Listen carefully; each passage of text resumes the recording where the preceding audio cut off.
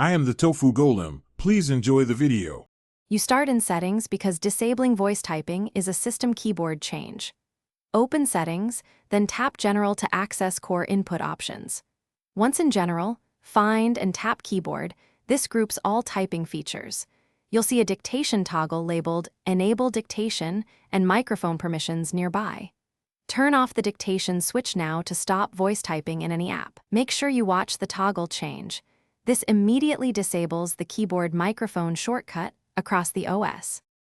Once you've disabled dictation, verify Siri and microphone settings so voice input won't reappear. Go to Settings, tap Siri and search, and disable Listen for Hey Siri if you don't want hands-free activation to interfere.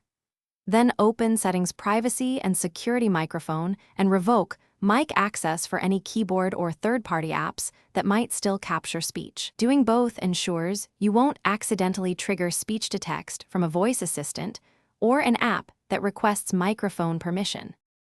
Finish by testing.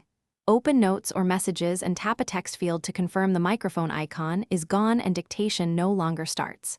If you still see voice typing, restart your iPhone and check for iOS updates. Software bugs sometimes re-enable features. If problems persist, go to Settings General Transfer or Reset iPhone Reset and choose Reset Keyboard Dictionary as a last resort. This clears custom words, but can fix stuck keyboard behaviors. If that fails, contact Apple support for deeper troubleshooting. Thanks for watching. Consider subscribing if we helped you today.